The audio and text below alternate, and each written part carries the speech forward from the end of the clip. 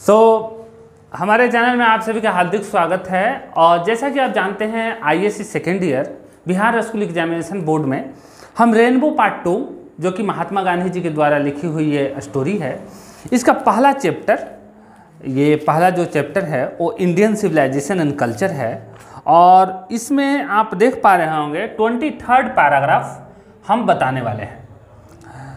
ये पैराग्राफ के बारे में हम आपको बताएं उससे पहले आप सभी को ये बता देना चाहते हैं कि अगर आपने इससे पहले वाले वीडियोज नहीं देखे हैं तो देखिए और सुझाव दीजिए, कमेंट कीजिए।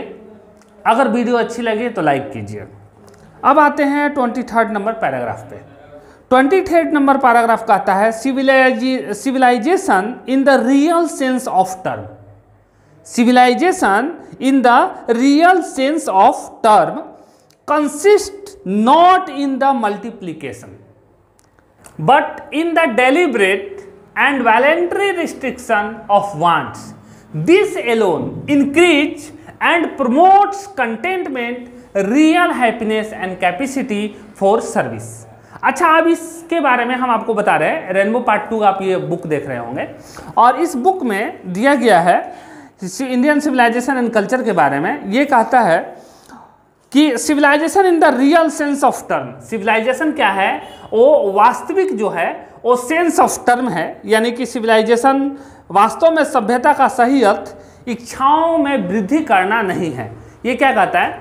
Civilisation in the real sense of term.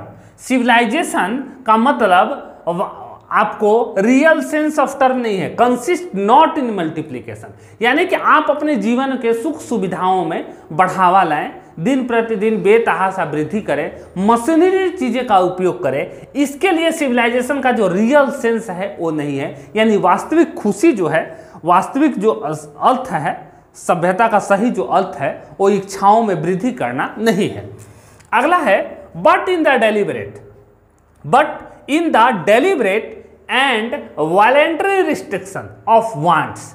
इसका मतलब क्या कहता है? बट इन द, लेकिन, इन द डेलिबरेट, लेकिन जानबूझकर, इन द डेलिबरेट यानी कि जानबूझकर, and voluntary restriction. Voluntary restriction मतलब जानबूझकर बलपूर्वक रोकना हमें चाहिए। क्या चाहिए रोकना? तो अपने जीवन में सुख सुविधाओं का मल्टीप्लिकेशन रोकना चाहिए। हमें क्या करना चाहिए? अपने जीवन में बलपूर्वक और अपने स्वेच्छा से अपने ज़रूरतों को रोकना चाहिए, उसका दमन करना चाहिए। तो ये है this alone increase and promotes contentment, real happiness and capacity for service. अब इसका मतलब क्या कहता है? दिस एलोन, दिस मतलब यह, एलोन मतलब अकेला, इंक्रीज मतलब बढ़ावा देना, एंड प्रमोट्स, ये जो प्रमोट्स होता है यानी कि बढ़ावा देना कोई चीज का, contentment, real happiness and capacity for services. अच्छा, अब इसका मतलब क्या कहता है? Real happiness and capacity for service का मतलब केवल यही संतोष, केवल दिस एलोन इंक्रीज, कि ये जो है हमारा केवल यही संतोष, वास्तविक खुशी यानी कि प्रमोट्स करता है कंटेनमेंट, रियल हैप्पीनेस, जो हमारी वास्तविक खुशी है, वास्तविक खुशी तथा सेवाओं में वृद्धि, बढ़ावा देने को और उसका विकास करता है। किसका? हमारा जो रियल हैप्पीनेस है, जो हमारी वास्तविक खुशी है, उसमें ये बढ़ावा देता है। कौन बढ़ावा देता है? यानी कि अगर हम अपने आप को बलपूर्वक स्वेच्छा से अपने इच्छाओं का दमन करते हैं, अपने इच्छाओं को रोकते हैं, तो ये क्या करता है? ये जो है वास्तविक खुशी और सेवा करने की क्षमता का विकास करता है। ये महात्मा गांधी ने paragraph number 23 Indian civilization and culture में बताया है उन्होंने। तो इसमें हमें 3 पैराग्राफ मुख्यतः है और तीनों पैराग्राफ के बारे में हम एक बार समझ लेते हैं। इसमें पहला चीज़ है कि हमारा जो सेंस ऑफ टर्म है, जो हमारी वास्तविक जो अर्थ है सिविलाइजेशन का, वह मल्टीप्लिकेशन करना नहीं है, पहला चीज। दूसरा, हमें अपने आप से बलपूर्वक अपने जो हमारा जो डेलिब्रेशन है, हमारा जो वांट है, इच्छा है, उसका दमन करना पड़ेगा, रोकना पड़ेगा। और अगर हम ऐसा करते हैं तो हमारा जो सेवा करने का भावना है, सेवा करने का तरीका है, वो विकसित होता है। और यही जो है सेवा करने की वास्तविक खुशी और सेवा करने की क्षमता को बढ़ाता है और यही उनका विकास करता है। तो ये हमने पैराग्राफ नंबर 23 के बारे में बताया। चलिए अब देखते हैं पैराग्राफ नंबर 24 में। हम लोग आ गए हैं पैराग्राफ नंबर 24 पे और इसमें हम देखेंगे पैराग्राफ नंबर 24 में महात्मा गांधी जी ने हम अपने विचारों को किस प्रकार से इंडियन सिविलाइजेशन एंड कल्चर के माध्यम से हमारे सामने प्रस्तुत किया। तो ये जो पैराग्राफ है इसमें क्या कहता है, a certain degree of physical harmony and comfort is necessary but above a certain level it becomes a hindrance instead of help. Therefore the ideal of creating an unlimited number of wants and satisfying them seems to be a delusion and snare the satisfaction of one's physical needs, even the intellectual needs of one's narrow self must meet at a certain point a dead stop before it degenerates into physical and intellectual voluptuousness. तो ये paragraph number 24 का कुछ हिस्सा हमने लिया है और इसमें हम देखते हैं इंडियन सिविलाइजेशन कल्चर के माध्यम से महात्मा गांधी इस लाइन में क्या कहते हैं। इसमें कहते हैं ए सर्टेन डिग्री, एक जो है certain degree of physical harmony, a certain degree of physical harmony and comfort is necessary but, मतलब क्या कहता है कि एक भौतिक समन्वय और आराम एक स्तर तक ही आवश्यक है। भौतिक समन्वय और आराम, कंफर्ट का मतलब क्या होगा, आराम होगा। एक क्या है, एक स्तर तक ही आवश्यक है but above a certain level, लेकिन अगर ये ऊपर जाता है एक निश्चित लाइन से, इट बिकम्स, तो क्या बन जाता है ये, हिंडरनेस यानी बाधा बन जाता है। इंस्टेड ऑफ हेल्प, सहायता के बदले क्या बन जाता है, बाधा बन जाता है। मतलब समझिएगा, बहुत अच्छी लाइन है कि गांधी जी कहते हैं कि अगर आप भौतिक सुख सुविधाओं का उपयोग एक सीमित दायरे तक करते हैं तब तो ये जरूरी होता है, लेकिन अगर आप उसे एक स्तर, इस स्तर से ले अब आगे बढ़ाते हैं, हेल्प के स्तर से ऊपर उठता है, तो ये क्या हो जाता है, बाधा बन जाता है। देयरफॉर, जबकि the ideal of creating an unlimited number of wants and satisfying them seems to be a delusion and snare the satisfaction of one's physical needs. अब यहाँ पर क्या कहता है, यहाँ पर कहता है कि बाधा बन जाता है और अनेक प्रकार की इच्छाएं जो है वो पैदा करता है। क्या करता है, इच्छाएं पैदा करता है और उनको पूरा करने का विचार एक धोखा, एक भ्रम और एक जाल सा बुना हुआ लगता है। क्या लगता है, एक जाल सा बुना हुआ लगता है, फंदा प्रतीत होता है। इसके बाद अगला लाइन कहता है the satisfaction of one physical need.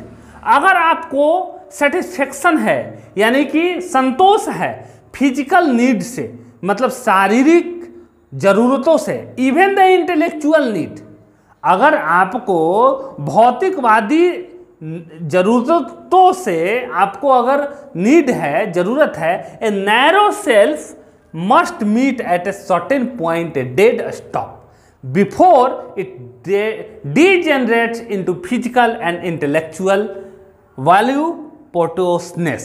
यानी कि यहाँ पर आप देखेंगे ये गांधी जी का विचार यहाँ पर इस तरीके से उभर के सामने आता है कि अगर आप एक स्तर तक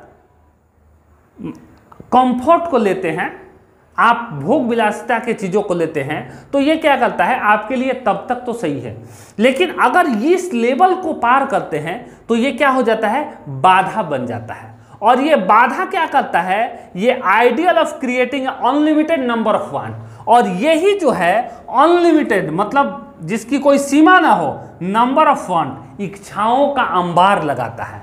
and satisfying them seems to be a delusion, और जब ऐसा होता है तो हमें लगता है कि हम एक भ्रम में हैं, एक धोखा में हैं, एक फंदा हमारे ऊपर पड़ा है, ठीक है ना।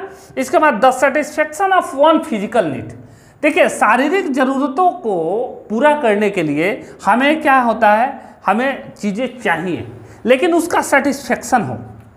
Even the intellectual need and of one's narrow self, even जबकि इंटेलेक्चुअल नीड जो है, यानी कि एक स्तर की जो ज़रूरतें हैं, और नैरो सेल्फ हमें क्या करती है, संकीर्णता में लाती है। Must meet at a certain point of a death, और एक पॉइंट पे वो मौत के कगार पे लेके जाती है, निश्चित मौत के, स्टॉप बिफोर इट, और उससे पहले, इससे पहले कि हमारी मौत के कगार पे हमें खतरा तक लेकर के जाए, इससे पहले इसे रोकिए।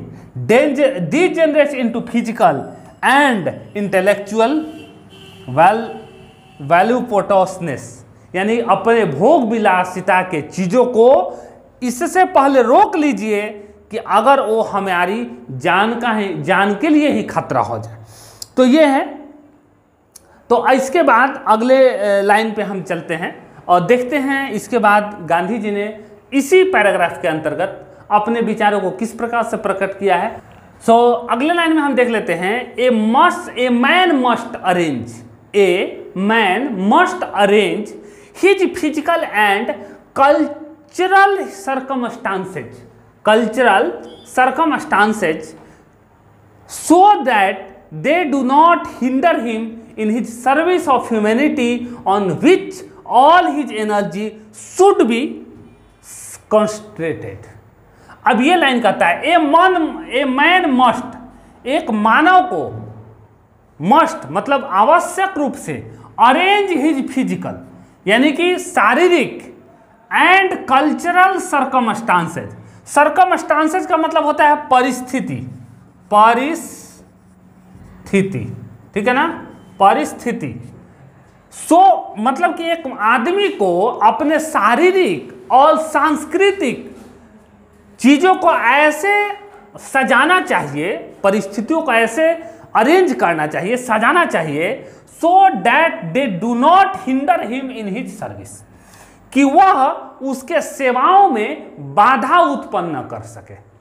ऑफ ह्यूमैनिटी यानी कि मानवीय सेवाओं में, on which all his energy should be concentrated, और उसकी पूरी ताकत उनके केंद्र में हो, यानी कि मानवता की सेवा में बाधा उत्पन्न न करे, और जिस पर उसे अपनी संपूर्ण शक्तियों को क्या करना चाहिए, केंद्रित करना चाहिए। किसको, मानव को, यानी कि him in his service and humanity on which all his energy should be concentrated, उसको अपना सारा एनर्जी, सारी शक्तियों को केंद्रित करना चाहिए कि मानवीय प्रयासों में कोई बाधा उत्पन्न न हो। तो इस तरीके से दोस्तों हमने आपको पैराग्राफ नंबर 24 बता दिया है, और I think Indian civilization and culture में हमने आपको टोटल लेसन के बारे में बता दिया है पैराग्राफ वाइज। और ये अब हम आगे वाले के वीडियो में इससे संबंधित क्वेश्चन आंसर आपको बताएंगे, जिसमें आपको